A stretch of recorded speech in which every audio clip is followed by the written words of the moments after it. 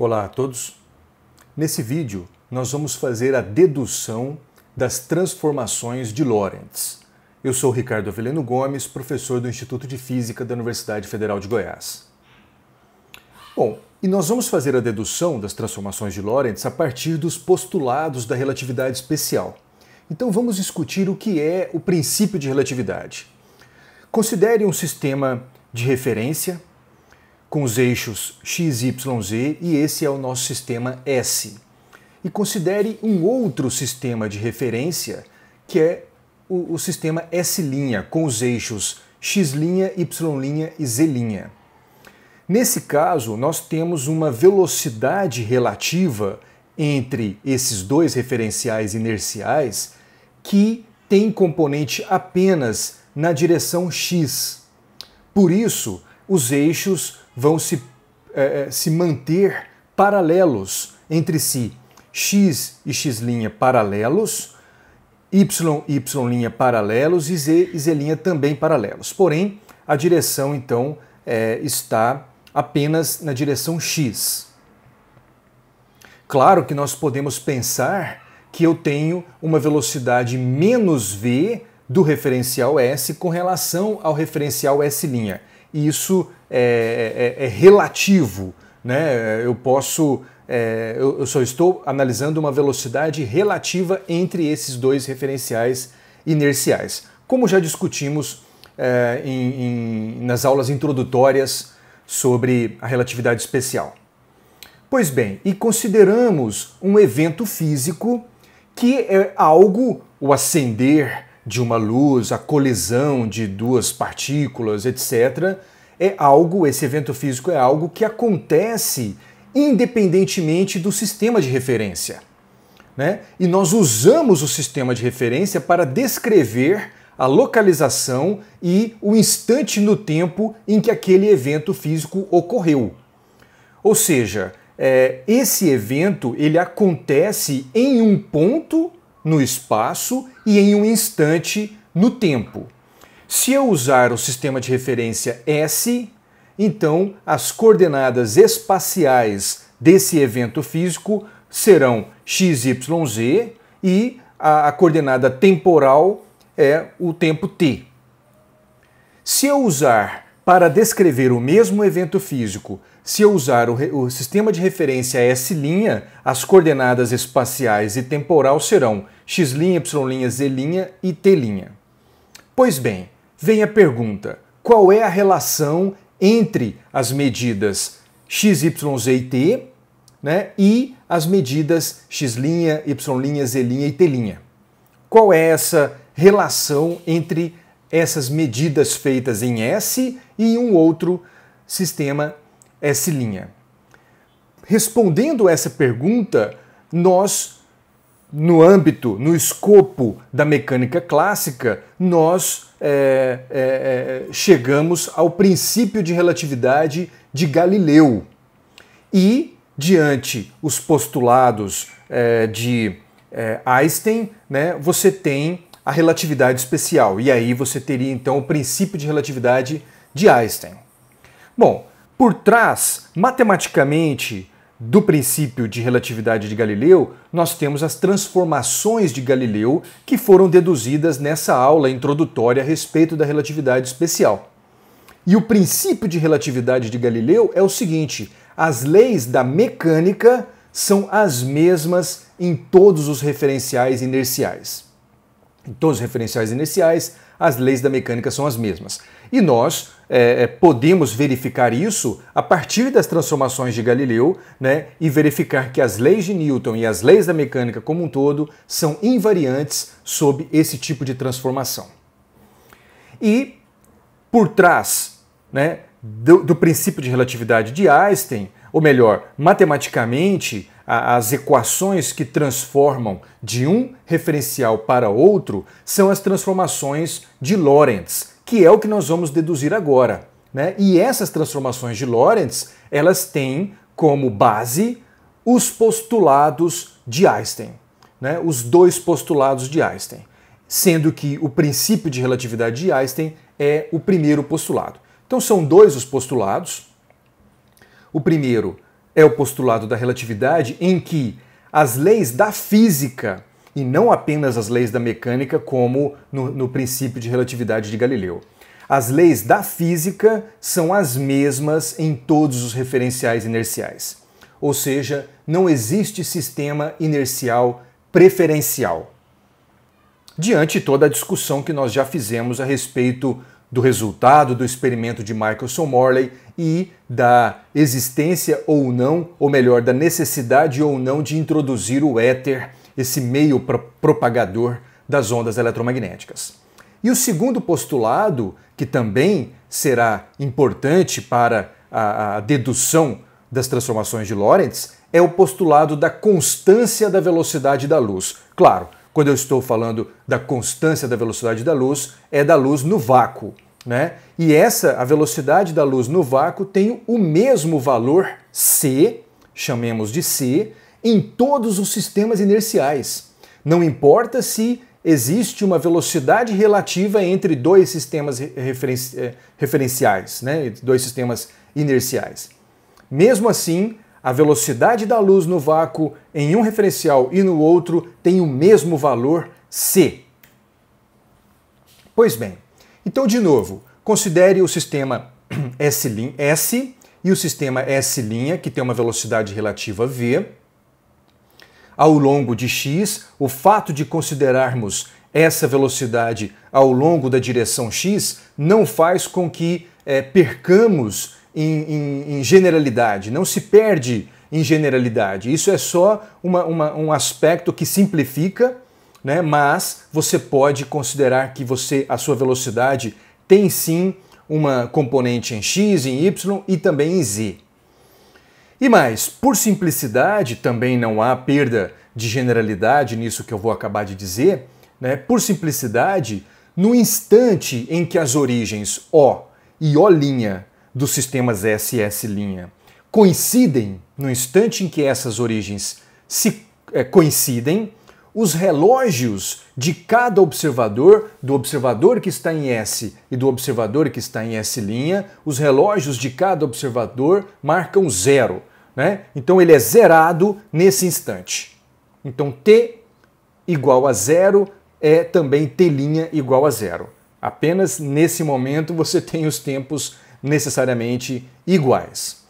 E nós queremos encontrar equações de transformação tal qual encontramos as transformações de Galileu, né? As coordenadas linha com relação às coordenadas sem linha.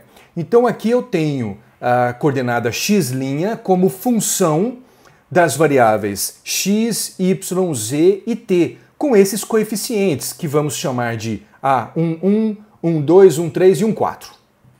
Da mesma forma para y, y' é uma função de x, y, z e t com esses coeficientes, z' da mesma forma e t' também da mesma forma. Muito bem.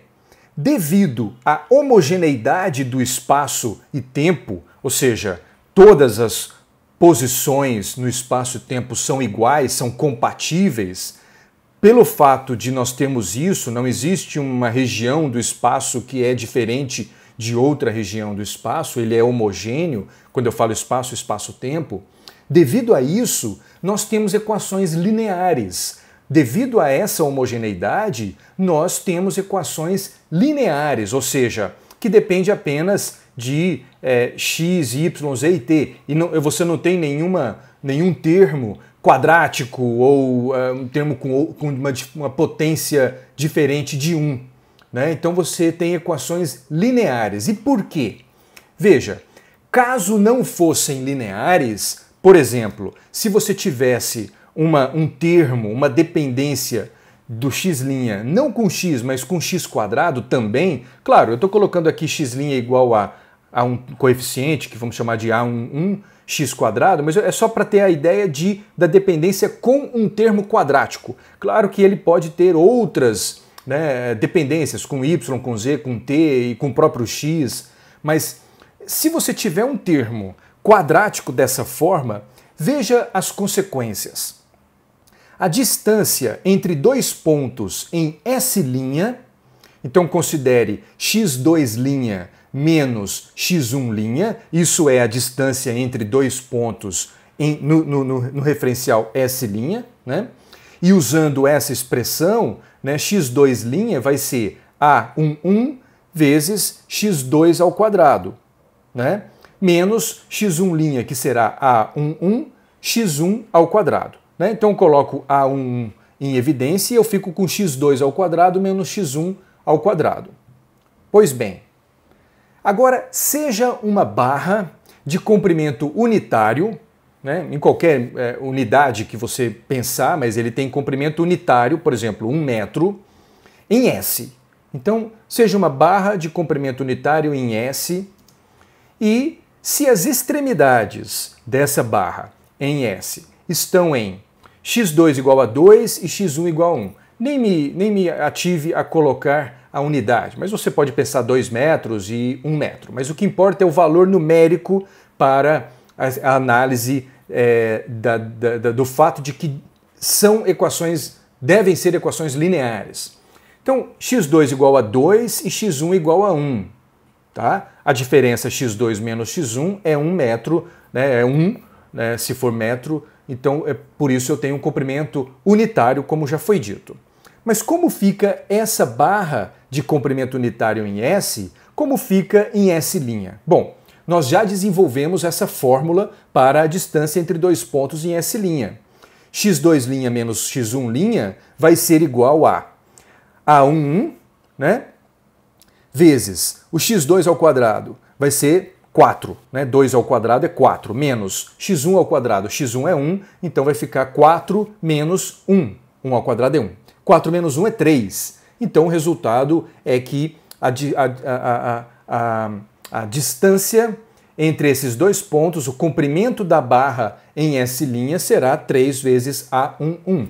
Esse A11 é um coeficiente que vamos descobrir quando descobrirmos quem é essa componente, esse coeficiente, né, nessa forma das transformações de Lorentz. O que nos importa agora é pensar uma outra situação em que as extremidades não estão em x2 igual a 2 e x1 igual a 1, mas em outro ponto do espaço. x2 igual a 5 e x1 igual a 4. De novo, ela tem comprimento unitário em S. 5 menos 4 é 1.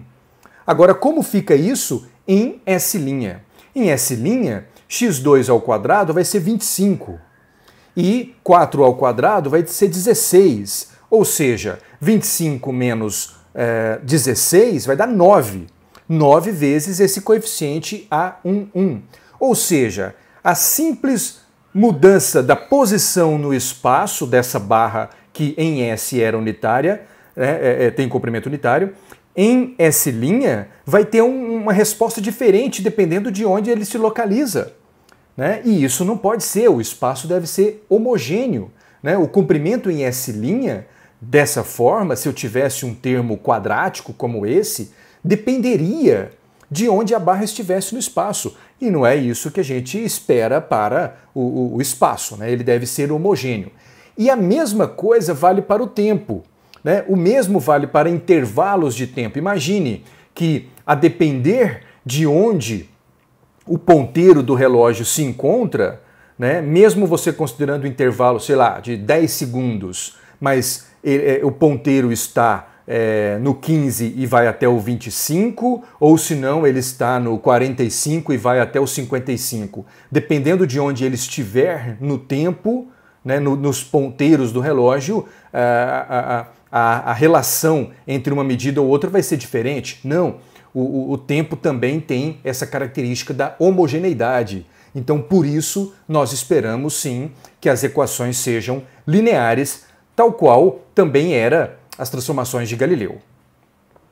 Certo. Então, esse aspecto já está feito. E eu posso representar essa estrutura de 4 equações na forma de uma matriz. Então, eu tenho um vetor x', y', z' e t', né, em função do vetor x, y, z e t. E essa matriz 4x4, né, eu tenho 16 coeficientes, é a matriz que vai me dar as transformações de Lorentz. Né? Então eu posso entender que esse elemento x' é o resultado do produto matricial dessa linha com essa coluna. né, que vai me dar exatamente essa primeira equação. Y' vai ser igual ao produto matricial dessa segunda linha com essa coluna e vai me dar essa segunda equação e assim por diante para a terceira e quarta equação. Ou seja, eu posso representar essas 4 equações na forma matricial. E essa matriz 4x4 é o que vamos chamar de matriz lambda. Um lambda maiúsculo em detrimento de um lambda minúsculo que será introduzido daqui a pouco. Então, se eu conhecer essa matriz lambda, eu tenho as transformações de Lorentz, né? Então nós vamos chamar essa matriz lambda como a matriz das transformações de Lorentz. Muito bem. E note, isso é só uma observação, se você já tem conhecimento a respeito da notação de quadrivetores, isso não é um quadrivetor. Isso não se transforma tal qual quadrivetores, com a álgebra da álgebra quadrivetorial, né? Não, isso não é essa estrutura. O quadrivetor vai ter uma modificação com relação a essa estrutura que acabamos de criar. Então isso é só um parênteses, porque nesse momento não queremos introduzir a notação de quadrivetores ainda. E o que nós queremos? Nós queremos determinar esses 16 coeficientes, né? É isso que nós queremos, esse é o nosso objetivo. E para fazer isso, observe o seguinte, O', essa origem do sistema S', ela se move ao longo do eixo X, né? Ela se move ao longo do eixo X, que é o eixo do sistema S. Dessa forma, a componente Y, né? A componente Y', ela sempre vai ser igual a Y, né? Da origem, o Y'0, ele vai ser sempre Y0, né? Não há uma devido a essa velocidade tal qual nós estruturamos o nosso processo aqui, a relação entre os dois referenciais. Então Y' sempre vai ser igual a Y. E o mesmo para Z, né? Z' vai ser sempre igual a Z. Não há uma mudança nessas duas dimensões Y e Z devido ao movimento, a esse movimento relativo entre os dois referenciais. Com relação a X', né, a componente X', por exemplo, o X' é igual a 0, que representa a posição da própria origem O', com relação a S', ele, em termos, escrevendo essa posição X' igual a 0 em função de S, você vai ter uma componente em X e também dependendo do T, né? Você vai também ter uma dependência com o T. Pois bem, na verdade o X' igual a 0, né, não teria o X seria 0, mas aí eu teria que o tempo afetaria e me daria um certo valor para X', ele não mais seria 0, né, quando medido com relação a S, em função das variáveis em S. Ótimo. E por simetria, T' também não vai depender de Y e de Z. Por quê? Porque note o seguinte, caso contrário, caso T' tivesse uma dependência com Y e com Z, né, os relógios no referencial S colocados simetricamente em Y+, um certo valor Y+, e também no mesmo módulo, só que com sinal trocado, menos, né? Ou seja, simétrico com relação ao eixo X, Y+, Y-, ou ainda outros dois pontos colocado em Z+, e menos Z, esses relógios discordariam quando observados de S'. Ou seja, se tivesse uma dependência com Y ou com Z, né, ele teria uma modificação no tempo T' devido a essa assimetria, né, entre o valor positivo e negativo de Y. Não pode ter essa assimetria, né? Violaria a outra coisa, né? Além da homogeneidade, violaria a isotropia do espaço. Ou seja, não tem uma direção preferencial, né? Ele é isotrópico o espaço, tá? Todas as direções são compatíveis, né? Então eu não tenho uma dependência com Y e Z nessa expressão. Como já falamos, em X' também não tem uma dependência com Y e com Z. Ótimo! Agora, com essas observações, nós já encontramos vários dos 16 coeficientes, dos 16 elementos dessa matriz lambda. Note que, vamos analisar essa primeiro, y' é igual a y. Significa, então, se y' é igual a y, A21, A23 e A24, que são os coeficientes que no produto matricial da segunda linha com essa coluna, né, vão me dar o valor de y', esses coeficientes vão ter que ser zero, o A21, A23 e A24. A não ser o A22, que vai ser 1, né? Então eu tenho essa linha 0, 1, 0, 0. Da mesma forma eu faço isso para a terceira linha, para Z', né? Apenas o A33 é diferente de 0 e ele é igual a 1. Para X', você vai ter que as componentes em Y e em Z zeram e a componente em X e em T não zeram, né? E para T' eu vou ter apenas a componente 4,1 e 4,4. Essas duas zeram. Ou seja, eu tenho agora que encontrar 4 elementos, são 4 coeficientes. Então vamos trocar essa matriz por essa e o nosso objetivo é encontrar esses outros 4 elementos. Então observe essa questão. A origem O', ela tem coordenadas. Veja, em S', naturalmente, O' tem a coordenada x' igual a 0. Naturalmente. Ela é a origem do sistema S', então x' é igual a 0. E em X, o valor da origem O', medido com relação ao sistema S, é VT. Ou seja, no tempo T0, né, as origens são coincidentes, então x seria 0. Mas no instante t diferente de 0, então vai ser dada a velocidade v, que é a velocidade relativa vezes o tempo transcorrido, você vai ter o valor da componente em x, em s, né, no eixo x. Tá? Então que vai ser vt. Usando esses dois valores nessa relação que já encontramos, né, entre x' e x e t, usando esses dois resultados, ou seja, em x' eu coloco 0 e em x eu escrevo vt. Eu fico com essa expressão. E dessa expressão eu consigo perceber que A14 será igual a menos A11V. Né? Passa esse outro termo para o outro lado, ambos vão ter o tempo multiplicado para situações gerais, né, de tempo qualquer. Eu posso encontrar então que A14 é igual a menos A11V. Ou seja, eu já encontrei esse outro parâmetro, esse outro coeficiente, esse outro elemento, agora em função desse coeficiente A11 e ainda multiplicado por menos V. Ou seja, a matriz lambda agora é, no lugar do A14, esse termo. Vamos fazer então a substituição dessa matriz por essa. Tem 4 elementos que eu ainda não sei, porém eu tenho apenas 3 coeficientes, 3 incógnitas para encontrar, né?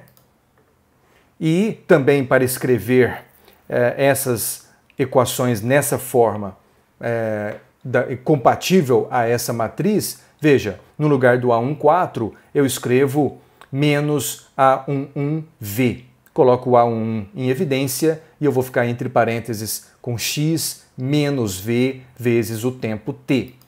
Ótimo, então agora essas são as 4 equações e essa é a matriz. Eu estou colocando ambas as representações apenas por uma questão didática, para ficar mais fácil a compreensão.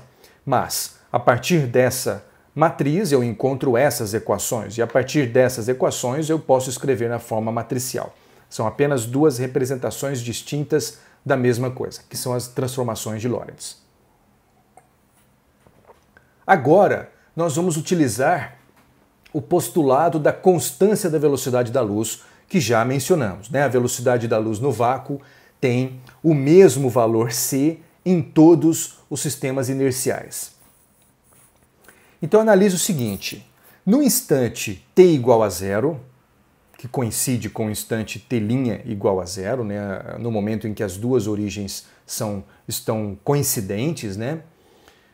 No instante t igual a zero, uma onda eletromagnética parte da origem de S, né, em todas as direções. É uma frente de onda, né, que vai num tempo t, você vai ter a equação que descreve a onda eletromagnética vai ser a equação de uma esfera, né? E nesse instante, como já foi dito, a origem coincide com a de S', né?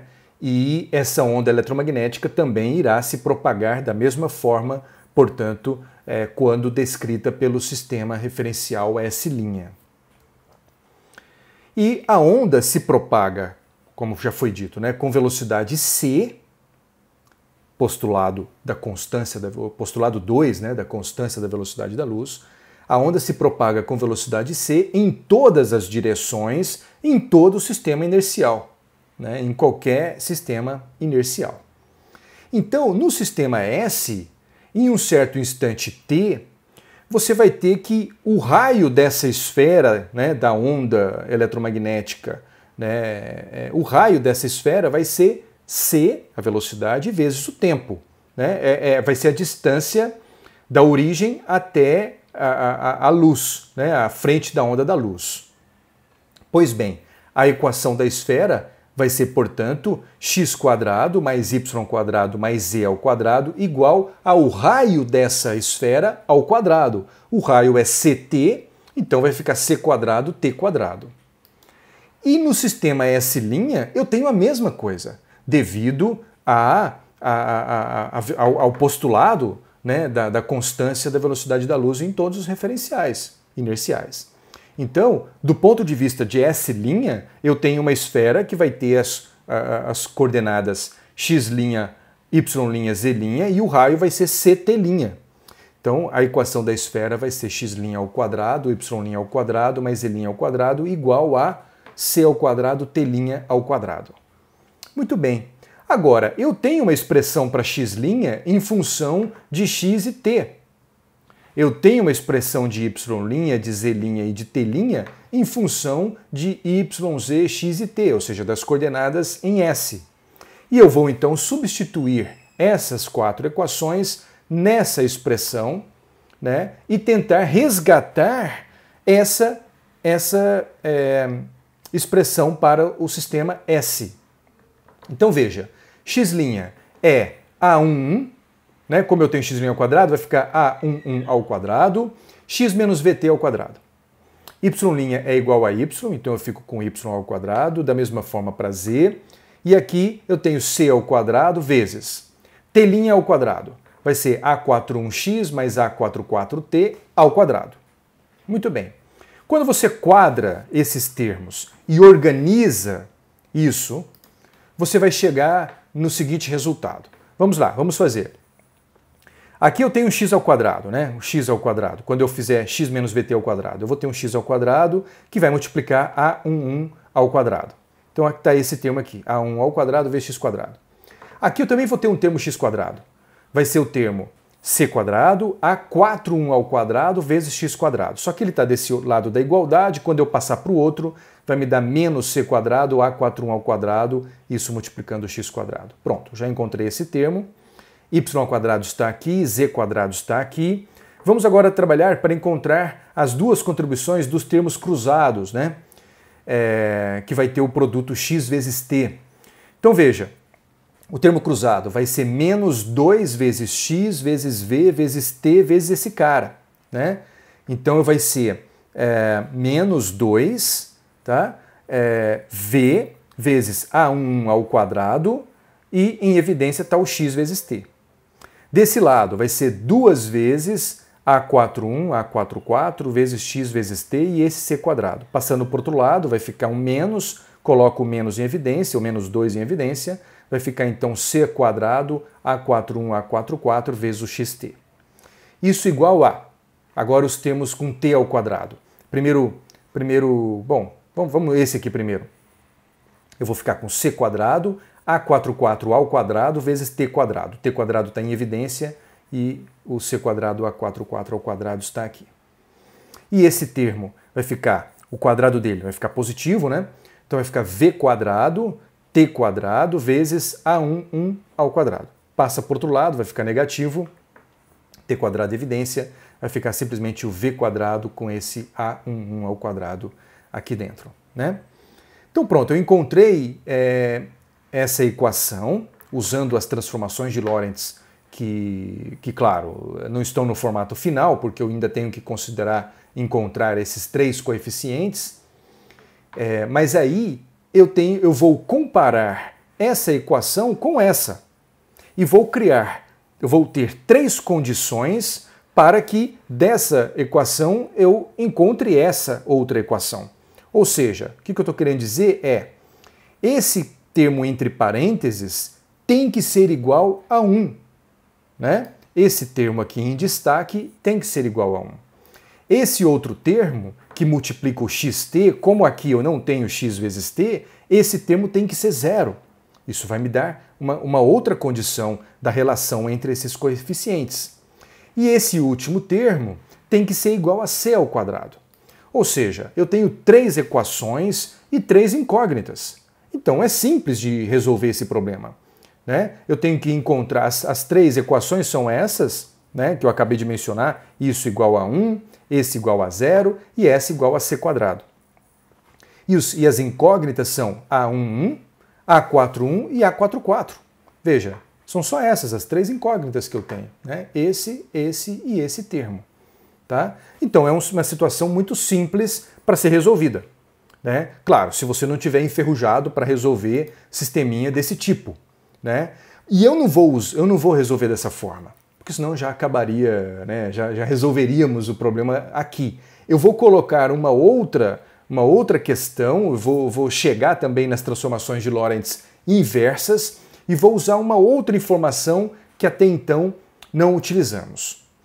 E essa forma é a seguinte: de forma análoga, eu posso pensar, como já foi dito, que ao invés de termos uma velocidade v do sistema S' com relação a S, eu vou pensar que eu tenho uma velocidade menos v do sistema S com relação a S'.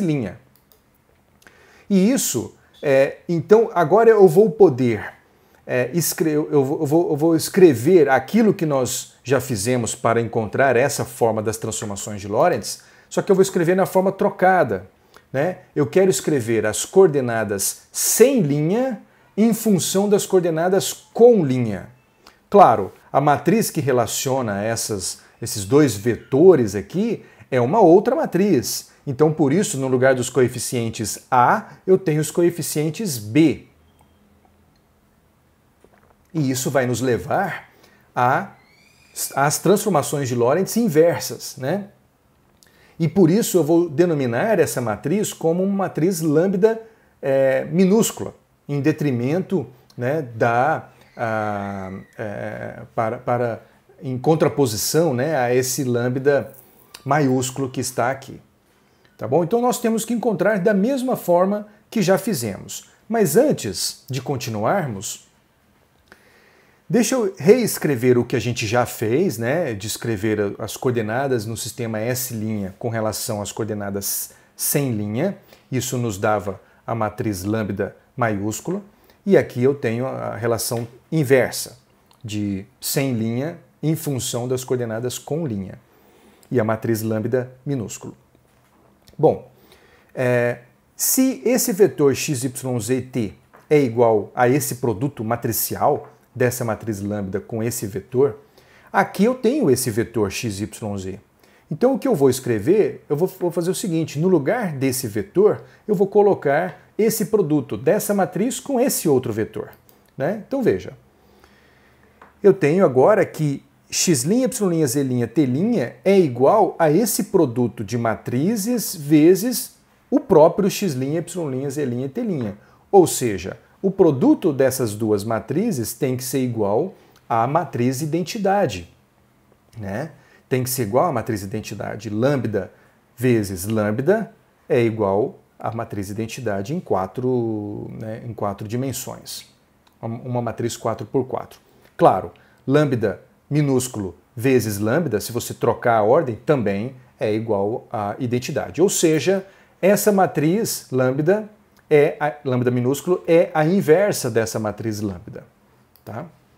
Continuando, então, vamos encontrar esses coeficientes agora de uma forma um pouco mais rápida, porque é totalmente análogo ao que já fizemos. O se move ao longo do eixo x', né? Então considere esse o nosso eixo que está, não tem referencial parado e outro em movimento, existe apenas um movimento relativo, né? Mas então considere esse o nosso sistema S' e eu tenho o movimento do S com relação a S'. Então a origem O, ela se move ao longo do eixo x'. Dessa forma, tal como já fizemos anteriormente, y vai ser y', z igual a z', não há uma alteração dada a velocidade ter apenas uma componente ao longo de x, não há modificação nas coordenadas y e z. X está agora escrito em função de x' e t', e t em função de x' e t'. Ambos também não têm dependência com as coordenadas y e z, tal como já foi discutido. Então eu fico com o resultado de lambda minúsculo é igual a B11, os outros dois são 0, B14, essa linha é 0, 1, 0, 0, porque eu só tenho y igual a y', então esse cara tem que ser igual a 1. Uma situação análoga para z, e t vai ser igual a B41 vezes x' mais B44 vezes t', né? Tal como está aqui. Muito bem, então vamos colocar essa matriz aqui. Já encontramos 12 dos 16 elementos matriciais, né, da matriz. Falta encontrar então esses 4 elementos. Tal como já fizemos, a origem O, ela vai ter coordenadas quais? Bom, a origem O no sistema próprio S, em que, né, ela é a origem desse sistema, x igual a 0, né? E x' vai ser igual, da origem O com relação a S', vai ser igual a menos vt'. Claro, é o tempo medido para um observador S', né? Então essa origem O, ela vai estar a uma distância menos vt'. Pois bem, com isso eu vou colocar nessa expressão x igual a 0, aqui, e x' igual a menos vt. Então eu vou ficar com menos B11 vt'. Desculpa, eu falei t, né, mas é t'. Mais B14 t'. Bom, dessa forma, passando esse termo para o outro lado, eu posso encontrar que B14 é igual a B11 vezes v. E aí, a minha matriz lambda' vai ser o quê? Esse B14 é B11v. Então, de novo, eu tenho 4 elementos ainda para encontrar, mas eu tenho apenas 3 coeficientes, porque esse elemento da matriz tem um coeficiente que é o mesmo desse daqui. Quer dizer, multiplicado por v, né? Ele tem esse termo multiplicando v, que é a velocidade relativa. Então agora essa é a nossa matriz por hora, né? E desse resultado vamos também escrever que o meu x agora vai ser B11x' mais B11v vezes t'. Coloca B1 em evidência e eu fico com esse resultado. Então, compilando os dois resultados, de novo, esse resultado e esse é o mesmo, estão apenas escritos de uma forma distinta. É uma representação matricial, e aqui são as equações lineares, né, como já foi dito. E aqui também eu tenho a transformação de Lorentz lambda minúsculo, que vamos ver que são as transformações inversas, né? Bom, se eu fizer o produto de lambda com lambda minúsculo, isso é igual à identidade. E claro, lambda vezes esse lambda também é identidade, não importa a ordem, uma é a inversa da outra.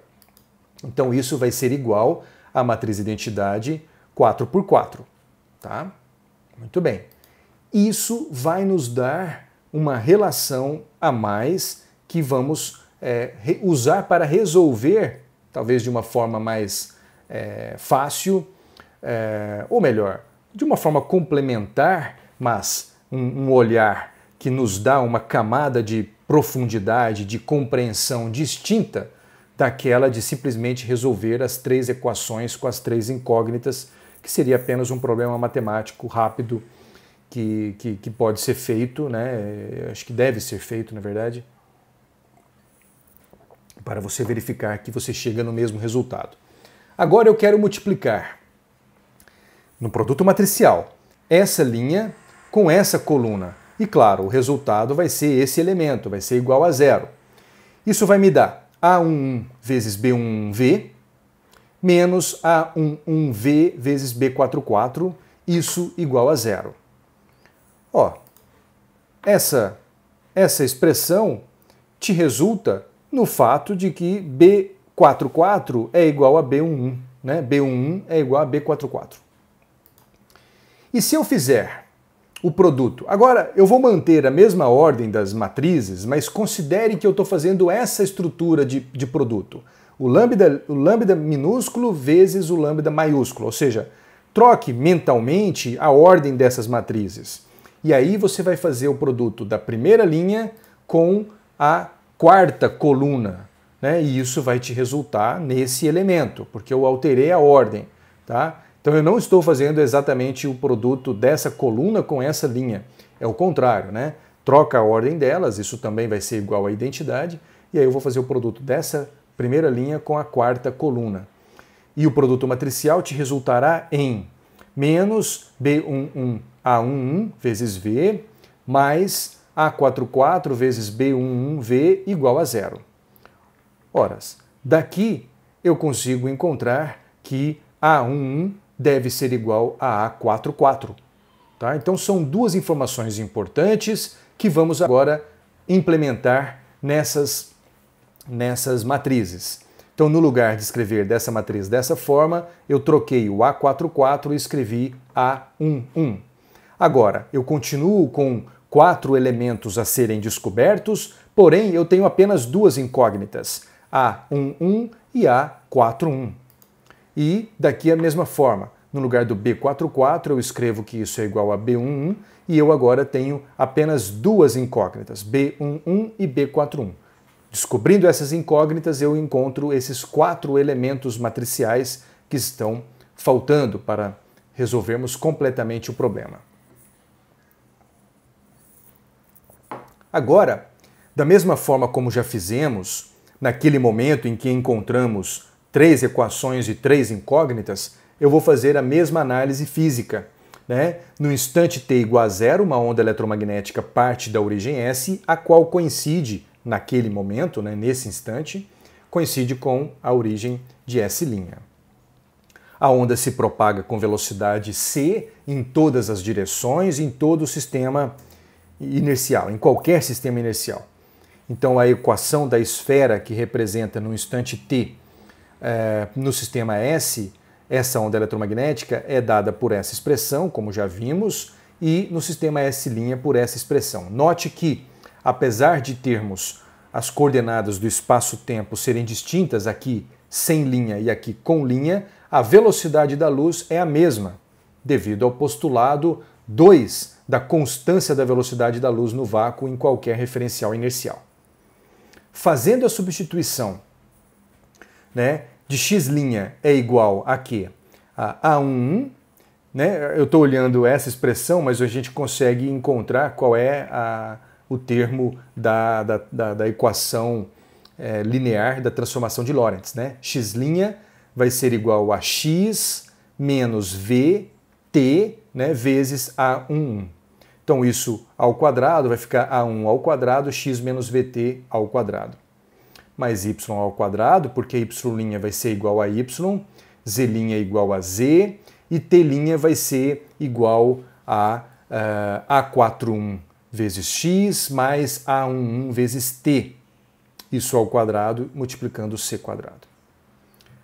Manipulando esses termos, tal qual, de forma idêntica ao que já foi feito, porém aqui eu tenho apenas 2 coeficientes, né, quais sejam A11 e A41. Mas vamos lá, vamos fazer isso de novo. Multiplicando x quadrado, eu vou ter o A1 ao quadrado e ainda vou ter c quadrado A41 ao quadrado né, com sinal negativo, porque ele está desse lado da igualdade e passa para cá. Vezes x quadrado, aqui y quadrado, z quadrado, o termo cruzado desse produto, né, e desse produto está aqui, xt, o primeiro, menos 2 vezes a1 ao quadrado, vezes v, né, no menos 2v xt, e para cá você vai ter 2 vezes a41, a11, passa para o outro lado, coloca o menos 2 em evidência, vai ficar então a41A1 vezes c quadrado, multiplicando xt. E o t ao quadrado vai ser a contribuição, primeiro desse aqui, c quadrado, a1 ao quadrado, e daqui a1 ao quadrado, né, vezes menos v ao quadrado, que é v ao quadrado, né? Passa por, vai ser positivo, portanto, só que passando para o outro lado fica com o sinal menos, menos v quadrado a 1 ao quadrado. Bom, agora, claro que a gente pode simplificar isso, mas eu vou fazer na próxima etapa. Agora eu já consigo perceber o seguinte, esse termo deve ser igual a 1, ou seja, a1 ao quadrado menos c quadrado a41 ao quadrado é igual a 1. Esse outro termo é igual a 0, então eu escrevo essa outra condição, né? Só que eu já elimino o menos 2, porque isso é igual a 0. Então, v a1 ao quadrado mais c quadrado a41 vezes a1 é igual a 0. E esse termo é igual a c quadrado, tá? Então, como está escrito aqui. Pois bem, então eu tenho 3 equações e tenho apenas 2 incógnitas. Claro, porque aqui não são 3 equações linearmente independentes, né? Não são. Então eu vou usar apenas 2 equações e já consigo resolver o problema. Vou começar por essa. Coloca a11 ao quadrado em evidência, né? Vai ficar multiplicado c quadrado menos v quadrado e passa esse termo para o outro lado, no denominador. Então esse termo, a1 ao quadrado, vai ser igual a c quadrado por c quadrado menos v quadrado. Posso dividir numerador e denominador por c quadrado, né? Aqui vai me resultar em 1, aqui vai ficar 1 menos v quadrado por c quadrado. Tá? E aí eu posso encontrar que a11 é igual a 1 sobre a raiz de 1 menos v quadrado por c quadrado. Né? A raiz, eu vou escolher a raiz positiva aqui, porque isso vai fazer jus, né, fisicamente ao resultado que se espera na transformação no limite, como veremos no limite não relativístico, né, no limite para baixas velocidades. E aqui eu vou introduzir um fator, que é o fator gama de Lorentz, né, que vai ser igual exatamente a 1 sobre essa raiz. Né? Então, A11 vai ser simplesmente igual a gama, tá? Fator de Lorentz. Tá bom? Então aqui é só para introduzir o termo, né? Porque eu poderia continuar chamando de A11 ou falar, bom, agora eu vou chamar A11 de gama. Tá? E gama é dado por esse termo. Usando esse agora, eu consigo facilmente encontrar o valor de A41. Né? Por quê? Porque passa esse termo por outro lado, né? Eu posso escrever que A41 vai ser igual a menos A11, né? Vezes V dividido por C quadrado. Tá? Dado que eu tenho que A11 é gama, então meu A41 vai ser menos gama vezes V sobre C quadrado. Ótimo! Eu já tenho então esses dois coeficientes que eu vou utilizar para essa matriz. Podemos fazer exatamente a mesma coisa nesse lado, tá? Podemos fazer exatamente o mesmo processo para esse lado. Mas agora vamos continuar. O meu lambda, introduzindo quem são esses dois coeficientes, o lambda vai ser gama 00 menos gama V, segunda e terceira linha mantém a mesma, A41 é menos gama vezes VC quadrado e A11, né, é gama. Esse elemento é gama. Pronto, nós já encontramos a matriz e, consequentemente, as transformações de Lorentz em função desse termo. Se fizermos o mesmo procedimento para a matriz lambda minúsculo, né, que é que te leva às transformações de Lorentz inversas, você chega nesse resultado. Tá?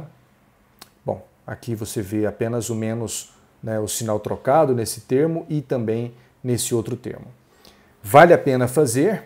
Se você fizer essa matriz lambda vezes essa, você tem que encontrar a matriz identidade, né? E isso facilmente é observado, né? Você pode até resolver alguns aqui fáceis, né? A primeira linha vezes essa coluna, você vai ficar com lambda ao quadrado vezes v menos lambda ao quadrado vezes v. Isso é igual a zero, né? Que de fato te leva ao que você quer. E não é difícil, se você fizer essa primeira linha vezes essa, você também chega no mesmo resultado, né, de que isso, quer dizer, no mesmo resultado não, você chega no resultado de que isso é igual a 1. Tá? Então essas são as transformações de Lorentz e as transformações de Lorentz inversas, a matriz inversa. Então escrevendo na forma de equações, das equações lineares que já mencionamos, né, dessas 4 equações genéricas, né, nós conseguimos encontrar os 16 coeficientes. Isso te leva a x' é igual a um gama, né, x menos vt, y', z' é trivial, né, dada a simetria do nosso problema, e t' vai ser igual a quê? Esse termo que multiplica x, né, é menos gama vezes vc quadrado, né, e vezes o x, eu coloquei o x aqui, então coloco o gama em evidência, menos v sobre c quadrado vezes o x, tá certinho. E o termo gama que multiplica o tempo, se você coloca o gama em evidência, vai ficar simplesmente gama vezes esse parênteses. Então essas são as transformações de Lorentz. Você pode encontrar na forma de equações também as transformações de Lorentz inversas, né? E antes de finalizar, dado que já encontramos, né, que já fizemos a dedução das transformações de Lorentz, queremos agora verificar uma coisa. O fato de que, no limite, para baixas velocidades, eu tenho que resgatar a forma das transformações de Galileu, né?